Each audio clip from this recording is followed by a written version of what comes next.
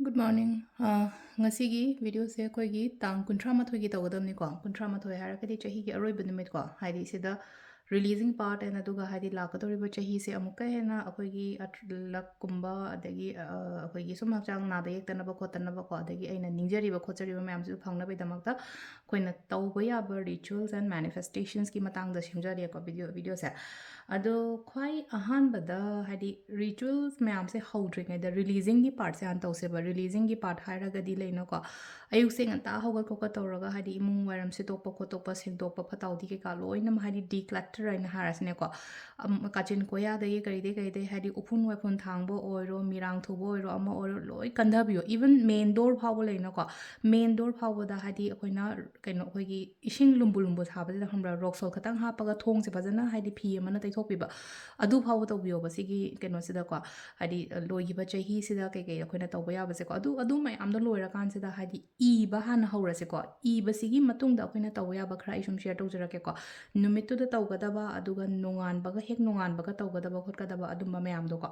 khwai ahan bada haidi chatla se ba ai nuai tama se aina black pen am lawre ko black pen se dagi ngasagi 2000 haukiba 25 se nuai te khote engonda pangiba mayam se harasne khwai ahan bada haidi stress harasne ko words to kata ira se ba dum tension stress kuma yam naga laigiba se ha tar ko adum ira se ko sida I am releasing harase ko release to hola se ba all my tension stress anxiety today hana harase ko ngasi dagi hadi kano tawraga amai tor smani iro sai ko letter gi form da iro sai ko natraga hadi ai lo smani iba da gyan ta de haraga di se letter gi form da ini iningi ba mayam do iba ko natraga loin to ase ba hadi words am dang ira se ba words am dang se kaino hai kan da number 1 stress ko stress palm da palm stress palm ba kanam like no ko stress harase tensions harase anxiety and harase ko dagi illness hana harase apa anaba su kanam pa bana natena ko blockages and harase ko blockages se ngasai peshagi katangi blockages natabida thabai khang da dum block to le busa na ko blockage normal blockages sama le ko hadi money blockages su ibe ko hadi pesha pesha block to roga le ko po wakhan jada dikhalo ko hadi money blockages ke kam yam changa si loin phare hamna chingba ko adagi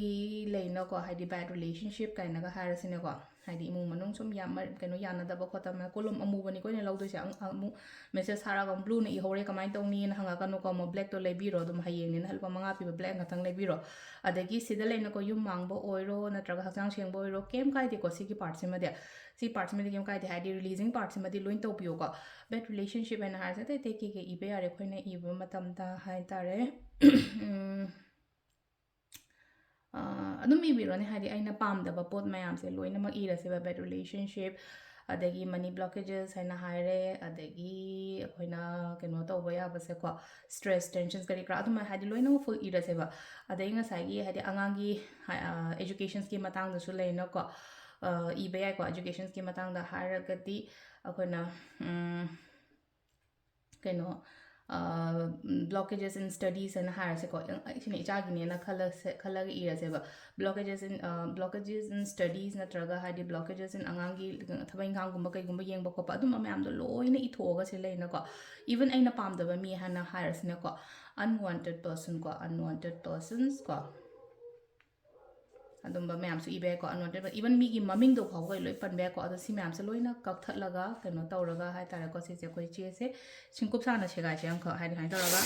segai bi rani na ko hai segai raga adum se se khoi gi mai thado kera natraga mai thado ga dustbin da lang thoki gera natraga no tawraga si je loi ko si loi matam ja wakhan je khan bi ko loi chat khre hai bagi belief amaga loina na do khoina tawba ya ba se kai no hai kan se da ko kaino numit se da ko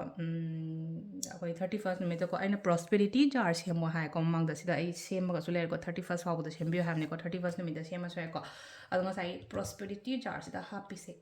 cheng happy ko cheng happy pesha happy videos hana yaw ne ko happy ing biro ko prosperity jar sema se ko prosperity jar ma leire do imoinu numit so ibni na hai ko na sum aina singa amma su semjab ne ko ado sengau se yellow pau se da khona hape ba kholi ba map se kai no hang pa ya kai no hanga ise khoi kem na te hematite pirate hape adagi citrine hape adagi coins ko coin chandi lupa kari kra mai tor loina hapa ke no to bone ko hade pula punjan ba ꯑꯗꯨꯃꯥꯏꯅ ꯇꯧꯔꯒ ꯑꯗꯨꯗꯨꯃ ꯂꯩꯔꯦꯀꯣ ꯁꯤꯁꯤꯃ ꯍꯥꯏꯗꯤ ꯍꯥꯟꯅꯒꯤꯅꯤꯀꯣ ꯑꯗꯨꯒ ꯑꯃꯅ ꯑꯩꯈꯣꯏꯅ ꯇꯧꯕ ꯌꯥꯕꯁꯦ ꯀꯩꯅꯣ ꯍꯥꯏ ꯀꯥꯟꯁꯤꯗ ꯑꯩꯈꯣꯏꯒꯤ ꯅꯨꯡꯗꯥꯡꯁꯦ ꯍꯌꯦꯡ 31st ꯅꯨꯡꯗꯥꯡꯁꯦ ꯁꯨꯃꯥꯏꯅꯁꯨ ꯇꯧꯕꯤꯌꯣ 31st ꯅꯨꯡꯗꯥꯡꯁꯦ ꯑꯩꯈꯣꯏꯅ ꯀꯩꯅꯣ ꯇꯧꯔꯒ ꯑꯩꯈꯣꯏꯒꯤ ꯃꯅꯤꯡꯒꯤ ꯊꯣꯡ ꯑꯣꯏꯔꯣ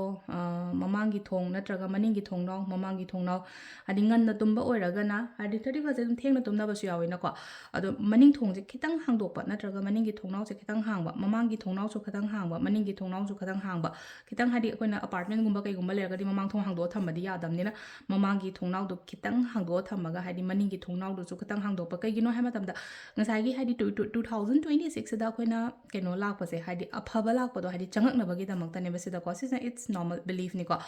ꯊꯥꯖꯔꯒꯗꯤ ꯇꯧꯕꯤꯌꯨꯀꯣ ꯁꯤꯒꯤ ꯄꯥꯔꯠꯁꯤꯃꯁꯨ ꯑꯗꯣ ꯉꯁꯥꯏꯒꯤ ꯃꯅꯤꯡ ꯊꯣꯡꯁꯤꯗ ꯉꯁꯥꯏ ꯋꯥꯈꯜꯁꯤꯗ ꯈꯟꯕꯤꯌꯣꯕ ꯍꯥꯏꯗꯤ ꯐꯠꯇꯕ ꯃꯌꯥꯝꯗꯣ ꯂꯣꯏꯅ ꯊꯣꯛꯈ꯭ꯔꯦ ꯆꯠꯈ꯭ꯔꯦ ꯍꯥꯏꯕꯒꯤ ꯑꯗꯨꯒ ꯑꯐꯕ ꯑꯩꯅ ꯉꯁꯥꯏꯒꯤ ꯊꯣꯡ ꯍꯥꯡꯗꯣꯛꯑ ꯊꯝꯖꯔꯝꯃꯤꯁꯦꯀꯣ ꯑꯍꯤꯡꯗ ꯉꯁꯥꯏꯒꯤ ꯄꯨꯡ 12ꯒꯨꯝꯕ ꯇꯥꯔꯝꯗꯥꯏ ꯈꯣꯠꯂꯝꯗꯥꯏ ꯁꯤꯒꯨꯝꯕꯁꯦꯀꯣ ꯉꯥꯏꯍꯥꯛ ꯍꯥꯡꯉꯒ ꯊꯝꯕꯤꯌꯣꯕ ꯁꯤꯁꯦꯀꯣ ꯍꯥꯏꯗꯤ ꯃꯤꯅꯤꯠ 10-15ꯗꯪ ꯑꯣꯏꯇꯥꯔꯒ ꯅꯠꯇ꯭ꯔꯒ ꯅꯨꯡꯗꯥꯡꯗꯣ ꯈꯤꯇꯪ ꯈꯤꯇꯪ ꯍꯥꯡꯗꯣꯛꯑ ꯊꯝꯕꯤꯔꯝꯒꯦꯔꯥ ꯑꯗꯨꯗꯨꯃ ꯇꯧꯕ ꯌꯥꯔꯦꯀꯣ ꯑꯗꯨꯒ ꯅꯦꯛꯁꯇ ꯑꯩꯈꯣꯏꯅ ꯇꯧꯕ ꯌꯥꯕꯁꯦ ꯀꯩꯅꯣꯀꯣ ꯍꯥꯏꯗꯤ ꯑꯗꯨꯗꯨꯅ ꯑꯍꯤꯡꯒꯤ ꯑꯣꯏꯈ꯭ꯔꯦꯀꯣ ꯑꯗꯨ ꯇꯨꯝꯗ꯭ꯔꯤꯉꯩ ꯃꯃꯥꯡꯗ ꯑꯃꯅꯀꯣ ꯏꯁꯤꯡ ꯂꯧꯁꯤꯀꯣ ꯁꯨꯃꯥꯏꯅ ꯍꯥꯏꯗꯤ ꯀꯩꯅꯣꯗꯀꯣ ꯅꯣꯔꯃꯦꯜ ꯏꯁꯤꯡ ꯑꯆꯝꯕꯅꯤꯀꯣ ꯁꯤ ꯂꯧꯔꯤꯁꯦꯀꯣ ꯏꯁꯤꯡ ꯑꯆꯝꯕ ꯂꯧꯔꯦ ꯑꯗꯒꯤ ꯑꯩꯈꯣꯏꯅ ꯁꯤꯗ ꯍꯥꯞꯄ ꯌꯥꯕꯁꯦ ꯀꯩꯅꯣ ꯒꯪꯒꯥꯖꯜ ꯈꯤꯇꯪ ꯍꯥꯞꯀꯦꯀꯣ ꯒꯪꯒꯥꯖꯜꯁꯦ ꯂꯥꯛꯑ ꯂꯧꯕꯤꯌꯨꯀꯣ ꯑꯗꯨꯝ ꯑꯩꯈꯣꯏ ꯄꯩꯁꯥ ꯂꯧꯗꯦꯀꯣ ꯁꯤꯒꯤ ꯑꯣꯏꯅ ꯍꯥꯏꯔꯒꯗꯤ ꯍꯧꯖꯤꯛ ꯂꯧꯔꯁꯨ ꯑꯗꯨꯝ ꯌꯥꯅꯤ ꯑꯗꯨꯝ ꯉꯁꯤ ꯂꯥꯛꯀꯦꯔꯥ ꯍꯌꯦꯡ ꯂꯥꯛꯀꯦꯔꯥꯀꯣ ꯍꯥꯟꯅꯒꯤ ꯂꯩꯈꯤꯕꯉꯩꯅ ꯂꯩꯔꯦ ꯂꯩꯇꯕꯉꯩꯅ ꯂꯩꯇ꯭ꯔꯦꯀꯣ ꯒꯪꯒꯥꯖꯜ ꯈꯤꯇꯪ ꯍꯥꯞꯄꯦꯀꯣ ꯑꯗꯨꯒ ꯑꯃꯅ ꯅꯦꯛꯁꯇ ꯑꯩꯅ ꯍꯥꯞꯀꯦ ꯍꯥꯏꯅ ꯈꯜꯂꯤꯁꯦ ꯀꯩꯅꯣ ꯁꯤꯅꯃꯟꯀꯣ ꯁꯤꯅꯃꯟ ꯄꯥꯎꯗꯔꯁꯦꯀꯣ ꯁꯤꯅꯃꯟ ꯄꯥꯎꯗꯔ ꯈꯤꯇꯪ ꯍꯥꯞꯄꯁꯦ ꯁꯨꯃꯥꯏꯅ ꯇꯧꯔꯒꯀꯣ ꯁꯤꯅꯃꯟꯁꯦ ꯄꯩꯁꯥ ꯅꯨꯡꯁꯥ ꯑꯦꯇ꯭ꯔꯦꯛ ꯇꯧꯅꯕꯀꯣ ꯔꯣꯛ ꯁꯣꯜꯁꯨ ꯈꯤꯇꯪ ꯍꯥꯞꯁꯦꯀꯣ ꯍꯥꯏꯗꯤ ꯐꯠꯇ ꯍꯥꯎꯊꯤ ꯀꯩꯀꯥ ꯉꯥꯛꯊꯣꯛꯅꯕ ꯑꯗꯨꯃꯥꯏꯅ ꯇꯧꯔꯒ ꯑꯗꯨꯒ ꯀꯣ ꯄꯔꯐ꯭ꯌꯨꯝ ꯀꯣ ꯑꯩꯈꯣꯏꯅ ꯏꯇꯔ ꯀꯥꯏꯅ ꯍꯥꯏꯕꯗꯣ ꯁꯤꯁꯦ ꯑꯗꯨꯝ ꯈꯔ ꯀꯩꯅꯣ ꯇꯧꯋꯦꯀꯣ ꯁꯤꯁꯦ ꯑꯩꯈꯣꯏꯅ ꯄꯔꯐ꯭ꯌꯨꯝ ꯈꯤꯇꯪ ꯑꯃ ꯍꯥꯞꯄꯦꯀꯣ ꯄꯣꯠꯁꯦ 5ꯗꯤ ꯁꯨꯔꯦꯀꯣ ꯏꯁꯤꯡ ꯑꯁꯦꯡꯕ ꯂꯩꯔꯦ ꯁꯤꯅꯃꯟ ꯄꯥꯎꯗꯔ ꯂꯩꯔꯦ ꯔꯣꯛ ꯁꯣꯜ ꯂꯩꯔꯦ ꯑꯗꯨꯒ ꯄꯔꯐ꯭ꯌꯨꯝ ꯀꯣ ꯑꯗꯨ ꯂꯩꯔꯦ ꯑꯗꯨꯒ ꯄꯔꯐ꯭ꯌꯨꯝꯁꯦ ꯑꯗꯨꯝ ꯅꯣꯔꯃꯦꯜ ꯁ꯭ꯄ꯭ꯔꯦ ꯁꯤꯅꯒꯤꯁꯨ ꯁꯤꯖꯤꯟꯅꯕꯤꯌꯨꯀꯣ ꯀꯩꯁꯨ ꯀꯥꯏꯗꯦꯀꯣ ꯑꯗꯣ ꯁꯤꯗ ꯑꯩꯈꯣꯏꯅ ꯍꯥꯞꯄ ꯌꯥꯕꯁꯦ ꯀꯩꯅꯣ ꯍꯥꯏ ꯀꯥꯟꯁꯤꯗ ꯃꯊꯪꯒꯤ ꯅꯨꯃꯤꯠꯇ ꯁꯤꯒꯤ ꯄꯩꯁꯥꯁꯦ ꯑꯩꯈꯣꯏ ꯂꯧꯊꯣꯛꯑꯒ ꯑꯩꯒꯤ ꯄꯔꯁꯇ ꯍꯥꯞꯇꯣꯏꯅꯤꯀꯣ ꯂꯩꯔꯒꯗꯤ ꯁꯤꯜꯚꯔ ꯀꯣꯏꯟ ꯇꯧꯕꯤꯌꯨꯀꯣ ꯂꯩꯔꯒꯗꯤ ꯁꯤꯜꯚꯔ ꯀꯣꯏꯟ ꯍꯥꯏꯅ ꯍꯥꯏꯔꯒꯗꯤ ꯑꯩꯈꯣꯏꯒꯤ ꯆꯥꯟꯗꯤꯒꯤ ꯀꯣꯏꯟꯒꯨꯝꯕ ꯀꯩꯒꯨꯝꯕ ꯑꯃ ꯂꯧꯔꯒꯀꯣ ꯂꯩꯔꯒꯀꯣ ꯆꯥꯟꯗꯤ ꯀꯣꯏꯟꯁꯦ ꯑꯣꯏꯒꯦꯔꯥ ꯀꯣ ꯅꯠꯇ꯭ꯔꯒ ꯑꯩꯈꯣꯏꯒꯤ ꯆꯥꯟꯗꯤ ꯁꯅꯥ ꯄꯨꯂꯞ ꯄꯨꯟꯁꯤꯟꯕ ꯍꯥꯏꯇꯥꯔꯦꯀꯣ ꯙꯥꯇꯨꯒꯤꯀꯣ ꯍꯥꯏꯗꯤ ꯂꯣꯏꯅꯃꯛ ꯄꯨꯂꯞ ꯄꯨꯟꯕ ꯀꯣꯏꯟꯁꯤꯁꯨ ꯌꯥꯏꯑꯕ ꯀꯩꯁꯨ ꯀꯥꯏꯗꯦꯕꯀꯣ ꯑꯗꯣ ꯁꯤꯒꯤꯁꯦ ꯍꯥꯏꯇꯥꯔꯦꯀꯣ ꯁꯨꯃꯥꯏꯅ ꯍꯥꯏꯇꯥꯔꯦ ꯑꯩꯈꯣꯏꯒꯤ ꯀꯩꯅꯣꯁꯤꯗ ꯇꯦꯡꯀꯣꯠꯁꯤꯗ ꯍꯥꯞꯄꯦꯗꯅꯀꯣ ꯑꯗꯨꯒ ꯋꯥꯈꯟꯗ ꯈꯜꯂꯒ ꯁꯨꯝ ꯂꯩꯅꯀꯣ ꯋꯥꯈꯟꯗ ꯈꯜꯂꯒ ꯂꯩꯅꯀꯣ ꯁꯤꯒꯤ ꯄꯣꯠꯁꯦ ꯑꯩꯈꯣꯏꯅ ꯀꯩ ꯍꯥꯏꯅꯤ ꯑꯩꯅ ꯀꯩꯅꯣ ꯇꯧꯔꯤꯕ ꯅꯤꯡꯉꯤꯕꯁꯦ ꯍꯥꯏꯇꯥꯔꯦꯀꯣ ꯍꯥꯏꯗꯤ ꯐꯤꯅꯥꯟꯁꯤꯌꯦꯂꯤ ꯀꯔꯤꯒꯤ ꯃꯇꯥꯡꯗ ꯍꯥꯏꯔꯁꯤꯅꯦꯀꯣ 2026ꯁꯦ ꯂꯥꯛꯀꯗꯧꯔꯤꯕꯁꯦ ꯋꯥꯈꯜ ꯏꯟꯇꯦꯟꯁꯟꯗꯣ ꯍꯥꯞꯁꯦꯕ ꯁꯤꯗ ꯁꯨꯝ ꯑꯩꯈꯣꯏꯅ ꯏꯁꯤꯡꯁꯤꯗꯀꯣ ꯏꯟꯇꯦꯟꯁꯟꯁꯤꯗ ꯍꯥꯞꯄ ꯍꯥꯏꯔꯒꯗꯤ ꯑꯩꯒꯤ ꯂꯥꯛꯀꯗꯧꯔꯤꯕ ꯆꯍꯤꯁꯦ ꯋꯥꯠꯇ ꯄꯥꯠꯇꯕ ꯑꯣꯏꯕ ꯑꯩꯒꯤ ꯕ꯭ꯂꯣꯀꯦꯖꯦꯁ ꯂꯩꯔꯤꯕ ꯈꯣꯠꯂꯤꯕ ꯃꯌꯥꯝꯁꯦ ꯂꯣꯏꯅꯃꯛ ꯑꯩꯉꯣꯟꯗ ꯍꯜꯂꯛꯄ ꯈꯣꯠꯄ ꯍꯥꯏꯅ ꯑꯗꯨꯃꯥꯏꯅ ꯇꯧꯔꯒꯀꯣ ꯁꯤꯁꯦ ꯊꯝꯃꯁꯦꯀꯣ ꯍꯥꯏꯗꯤ ꯁꯤꯁꯦ ꯑꯩꯒꯤ ꯀꯩꯅꯣꯒꯤꯗ ꯑꯩꯒꯤ ꯃꯟꯗꯤꯔ ꯑꯣꯏꯔꯣ ꯅꯠꯇ꯭ꯔꯒ ꯑꯩꯒꯤ ꯂꯥꯏꯒꯤ ꯊꯝꯐꯝ ꯈꯣꯠꯐꯝ ꯂꯩꯅꯀꯣ ꯈꯤꯇꯪ ꯖꯒꯥ ꯃꯐꯝ ꯆꯥꯕ ꯑꯃꯗ ꯊꯝꯕꯤꯔꯣꯀꯣ ꯑꯗꯨꯒ ꯅꯦꯛꯁ ꯗꯦ ꯁꯤꯒꯤ ꯀꯣꯏꯟꯁꯦ ꯂꯧꯊꯣꯛꯑꯒ ꯑꯩꯒꯤ ꯄꯔꯁꯇ ꯍꯥꯞꯄꯣꯀꯣ ꯇꯥꯡ ꯑꯃꯗꯒꯤ ꯑꯩꯒꯤ ꯄꯔꯁꯇ ꯍꯥꯞꯄꯤꯔꯣ ꯁꯤꯁꯤꯃ ꯌꯥꯔꯦꯀꯣ ꯄꯔꯁꯇ ꯍꯥꯞꯄ ꯈꯣꯠꯄ ꯁꯤꯁꯤꯃ ꯑꯗꯨꯒ ꯉꯁꯥꯏꯒꯤ ꯏꯁꯤꯡꯁꯤꯅ ꯑꯃꯨꯛ ꯀꯗꯥꯏꯗ ꯍꯩꯗꯣꯛꯇꯣꯏꯅೋ ꯍꯪꯒꯅꯤ ꯏꯁꯤꯡꯁꯦ ꯑꯗꯨꯝ ꯑꯩꯈꯣꯏꯒꯤ ꯄꯥꯝꯕꯤꯒꯤ ꯃꯈꯣꯡꯒꯨꯝꯕ ꯀꯩꯒꯨꯝꯕꯗ ꯑꯗꯨꯃꯥꯏꯅ ꯍꯩꯖꯤꯟꯕꯤꯔꯣꯀꯣ ꯁꯤꯃ ꯂꯩꯔꯦꯀꯣ ꯑꯗꯨꯒ ꯑꯩꯈꯣꯏꯅ ꯅꯦꯛꯁꯇ ꯇꯧꯕ ꯌꯥꯕꯁꯦ ꯂꯥꯁꯀꯤ ꯑꯣꯏꯅ ꯍꯥꯏꯔꯁꯤꯅꯦꯀꯣ ꯂꯥꯁꯀꯤ ꯑꯣꯏꯅ ꯍꯥꯏꯔꯒꯗꯤ ꯑꯩꯈꯣꯏꯒꯤ ꯀꯣꯄꯔꯒꯤ ꯀꯩꯅꯣ ꯂꯧꯁꯦꯀꯣ ꯍꯥꯏꯗꯤ ꯈꯨꯖꯥꯏ ꯅꯠꯇ꯭ꯔꯒ ꯄꯥꯇ꯭ꯔ ꯑꯃ ꯁꯨꯃꯥꯏꯅ ꯂꯧꯔꯦꯅꯀꯣ ꯁꯤꯗ ꯍꯥꯞꯄꯤꯁꯦ ꯏꯁꯤꯡ ꯑꯁꯦꯡꯕꯁꯨ ꯍꯥꯞꯄꯦ ꯒꯪꯒꯥꯖꯜ ꯈꯤꯇꯪ ꯗ꯭ꯔꯣꯞ ꯑꯃꯅꯤꯁꯨ ꯍꯥꯞꯄꯦꯀꯣ ꯑꯗꯣ ꯉꯁꯥꯏꯒꯤ ꯔꯦꯗ ꯊ꯭ꯔꯦꯗꯀꯨꯝꯕ ꯑꯃ ꯀꯤꯕꯤꯌꯨꯀꯣ ꯔꯦꯗ ꯑꯣꯔꯦꯟꯖ ꯌꯦꯜꯂꯣ ꯑꯩꯉꯣꯟꯗ ꯑꯦꯕꯥꯏꯂꯦꯕꯜ ꯑꯣꯏꯕꯗꯣꯀꯣ ꯑꯗꯨꯒ ꯁꯤꯗ ꯑꯩꯈꯣꯏꯅ ꯍꯥꯞꯇꯣꯏꯁꯤꯅ ꯀꯔꯤꯅꯣ ꯆꯤꯅꯤ ꯈꯤꯇꯪ ꯍꯥꯞꯁꯦꯕꯀꯣ ꯁꯤ ꯅꯨꯡꯗꯥꯡ ꯇꯧꯕꯤꯔꯝꯃꯣꯀꯣ ꯁꯤꯁꯦ ꯁꯤꯁꯨ ꯆꯤꯅꯤ ꯈꯤꯇꯪ ꯍꯥꯞꯄꯒ ꯃꯈꯨꯝ ꯈꯨꯝꯖꯤꯜꯂ ꯊꯝꯃꯣ ꯑꯩꯒꯤ ꯂꯨꯈꯨꯝ ꯃꯌꯥꯗ ꯊꯝꯕꯤꯔꯝꯃꯣ ꯍꯥꯏꯗꯤ 31st ꯅꯥꯏꯠꯁꯦꯀꯣ ꯂꯨꯈꯨꯝ ꯃꯌꯥꯗ ꯊꯝꯕꯤꯔꯝꯃꯒ ꯃꯊꯪꯒꯤ ꯆꯍꯤ ꯍꯥꯏꯔꯁꯤꯅꯦꯀꯣ ꯃꯊꯪꯒꯤ ꯆꯍꯤ ꯇꯥꯡ ꯑꯃꯁꯦ ꯑꯩꯈꯣꯏꯒꯤ ꯀꯩꯅꯣ ꯍꯧꯔꯦꯀꯣ ꯆꯍꯤ ꯍꯧꯔꯦꯀꯣ ꯑꯗꯣ ꯆꯍꯤ ꯍꯧꯕꯅꯤꯅ ꯍꯥꯏꯗꯤ ꯀꯩꯅꯣ ꯑꯣꯏꯅ ꯍꯥꯏꯗꯤ ꯍꯟꯗꯛ ꯆꯍꯤꯁꯤꯗꯤ 2026ꯁꯤꯗꯤ ꯍꯥꯏꯗꯤ ꯅꯨꯃꯤꯠꯅ ꯔꯨꯜ ꯇꯧꯕ ꯑꯣꯏꯕꯅꯤꯅ ꯍꯥꯏꯗꯤ ꯁꯤꯁꯦ ꯏꯁꯤꯡꯁꯦ ꯅꯨꯃꯤꯠꯇ ꯍꯩꯁꯦꯕ ꯑꯗꯨꯒ ꯏꯁꯥ ꯏꯊꯟꯗ ꯅꯤꯖꯁꯦꯕ ꯍꯥꯏꯗꯤ ꯍꯟꯗꯛꯀꯤ ꯆꯍꯤ ꯂꯥꯛꯀꯗꯧꯔꯤꯕꯁꯦ ꯑꯩꯁꯦ ꯌꯥꯝꯅ ꯍꯥꯏꯗꯤ ꯊꯕꯛ ꯏꯪꯈꯥꯡꯁꯦ ꯁꯛꯁꯦꯁ ꯄꯤꯕꯤꯕ ꯈꯣꯠꯄꯤꯕ ꯅꯍꯥꯟꯒꯩ ꯃꯃꯥꯡꯒꯤ ꯆꯍꯤ ꯍꯧꯈꯤꯕ ꯃꯌꯥꯝꯁꯤꯗꯒꯤ ꯍꯥꯏꯗꯤ ꯈ꯭ꯋꯥꯏꯗꯒꯤ ꯁꯛꯁꯦꯁ ꯍꯥꯏꯇꯥꯔꯦꯀꯣ ꯅꯨꯃꯤꯠ ꯀꯥꯏꯅꯒ ꯍꯥꯏꯔꯒꯗꯤ ꯃꯉꯥꯜ ꯌꯥꯝ ꯄꯤꯗ꯭ꯔꯥ ꯑꯩꯈꯣꯏꯗ ꯍꯥꯏꯗꯤ ꯅꯨꯃꯤꯠ ꯊꯣꯛꯑꯝꯗ꯭ꯔꯗꯤ ꯑꯗꯨꯝ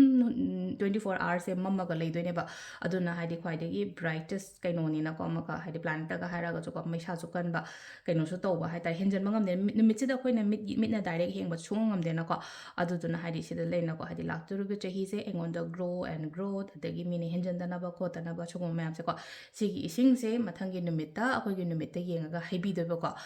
ꯁꯤꯃ ꯂꯩꯔꯦꯀꯣ ꯑꯗꯨꯒ abundance check ꯑꯃꯒ ꯁꯦꯝꯃꯣꯀꯣ ꯍꯥꯏꯗꯤ next yearꯒꯤ targeted amount ꯑꯃꯗꯤ ꯁꯣꯏꯗꯅ ꯂꯩꯔꯝꯒꯅꯤꯀꯣ 31st ꯅꯨꯃꯤꯠꯁꯤꯗ targeted amount ꯍꯥꯏꯔꯒꯗꯤ ꯉꯁꯥꯏ 31st ꯅꯨꯡꯗꯥꯡ ꯁꯦꯝꯈ꯭ꯔꯅꯤ ꯑꯗꯨꯒ ꯇꯥꯡ ꯑꯃꯗꯒꯤꯀꯣ ꯇꯥꯡ ꯑꯃꯗꯒꯤ ꯍꯥꯏꯔꯒꯗꯤ ꯖꯅꯋꯥꯔꯤꯒꯤ ꯇꯥꯡ ꯑꯃꯗꯒꯤꯅ ꯃꯊꯪꯒꯤ 31st ꯗꯤꯁꯦꯝꯕꯔꯒꯤ 2026ꯒꯤ ꯑꯔꯣꯏꯕ ꯐꯥꯎꯕꯗ ꯂꯩꯅꯀꯣ abundance checkꯁꯦ ꯑꯩꯅ ꯑꯄꯥꯝꯕ ꯑꯃꯥꯎꯟꯠꯀꯨꯝꯕ ꯀꯩꯒꯨꯝꯕ ꯂꯩꯔꯒꯗꯤꯀꯣ ꯁꯤꯗ ꯏꯕꯤꯔꯣ ꯑꯩꯒꯤ ꯃꯤꯡ ꯏꯔꯅꯤ ꯄꯩꯁꯥ ꯏꯔꯅꯤ ꯑꯩꯅ ꯄꯥꯝꯃꯤꯕ ꯈꯣꯠꯂꯤꯁꯤꯁꯨ ꯄꯩꯁꯥ ꯏꯔꯅꯤꯀꯣ ꯁꯤꯗꯅ ꯍꯥꯏꯗꯤ ꯀꯩꯅꯣꯗ ꯏꯔꯅꯤꯀꯣ ꯍꯥꯏꯗꯤ ꯀꯩꯅꯣ ꯋꯔꯗꯁꯇ ꯏꯔꯅꯤꯀꯣ ꯁꯤꯗ ꯅꯝꯕꯔꯁꯇ ꯏꯔꯅꯤꯀꯣ ꯑꯗꯨꯒ ꯗꯦꯠꯁꯤꯅ ꯂꯩꯅꯀꯣ ꯄꯔꯇꯤꯀꯨꯂꯔ ꯗꯦꯠꯁꯀꯨꯝꯕꯒ ꯂꯩꯔꯒꯗꯤ ꯗꯦꯠꯇꯣ ꯀꯩꯅꯣ ꯇꯧꯕꯤꯌꯣꯕ ꯅꯠꯇ꯭ꯔꯒꯅ ꯍꯥꯏꯗꯤ ꯅꯥꯎ ꯍꯥꯏꯅ ꯏꯌꯣꯕ ꯁꯤꯒꯤ ꯄꯥꯔꯠꯁꯤꯃꯀꯣ ꯑꯗꯣ ꯁꯤꯗ ꯂꯩꯔꯦꯀꯣ ꯑꯩꯈꯣꯏꯅ ꯀꯩꯅꯣꯒꯤ ꯑꯣꯏꯅ ꯇꯧꯕ ꯌꯥꯕ ꯈꯣꯠꯄ ꯌꯥꯕꯀꯣ ꯃꯌꯥꯝ ꯑꯃ ꯑꯩꯈꯣꯏ 31st ꯅꯨꯃꯤꯠꯀꯤꯀꯣ